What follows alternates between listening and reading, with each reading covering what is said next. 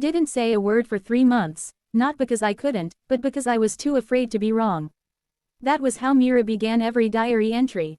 At 27, she had just moved to London from a small town in India, leaving behind her aging parents, her quiet life as a school teacher, and her native Hindi tongue.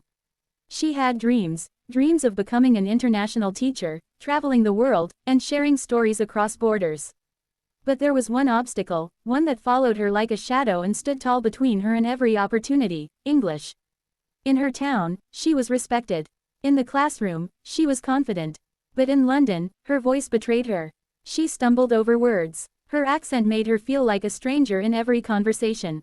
Every time she spoke to someone at the supermarket or tried to make small talk with a neighbor, the same thing happened: a polite smile, a slow nod, and a quiet shift in tone that made her feel like a child lost in a grown-up world.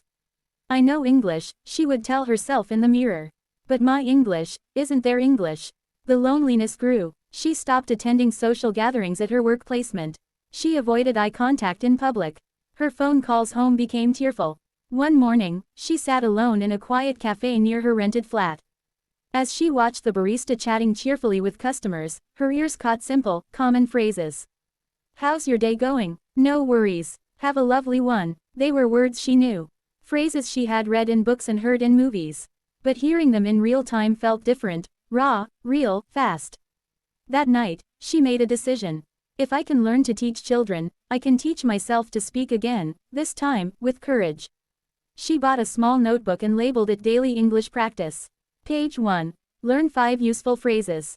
She started small. "Can I have?" "Do you know where?" "I think so." "That's interesting." "Nice to meet you." Each day, she learned 5 new ones. Then she whispered them to herself. Then she said them out loud. Then she used them in real conversations, at the grocery store, in the elevator, at the bus stop. She forced herself to speak, even when her voice trembled. She downloaded language exchange apps, joining virtual rooms where people practiced speaking in English. At first, she listened more than she spoke.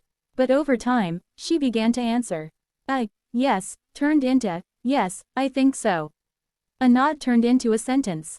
One night, while video chatting with her language buddy, a cheerful Brazilian student named Anna, Mira laughed freely for the first time in months.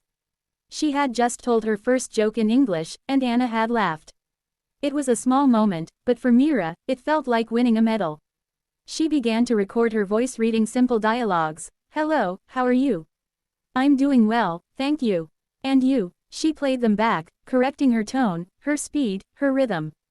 Her confidence grew. One day, her supervisor at the school called her in. "We're starting a conversation club for our international students," she said. "Would you be interested in leading one of the beginner groups?" Mira's hands shook under the table. She took a deep breath and answered, "Yes, I'd love to." Her first session was shaky. Her voice cracked. But when she saw the fear in her students' eyes, the same fear she once had, something clicked. She smiled. She slowed down. She made them laugh. And slowly, they began to speak. Months passed. Mira's English wasn't perfect, but her courage was. Her small group turned into a larger one.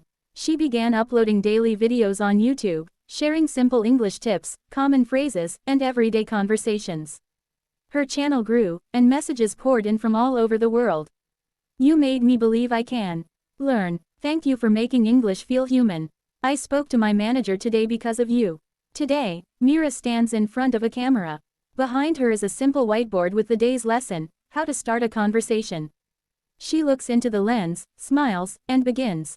"Hi everyone. I know how hard it is to speak when you're afraid of making mistakes. But let me tell you this: every sentence you try, every word you whisper, is a step toward your freedom." And that's the truth she now teaches every day. English is not just a language. It's a bridge. And every brave word you speak builds that bridge, one sentence at a time.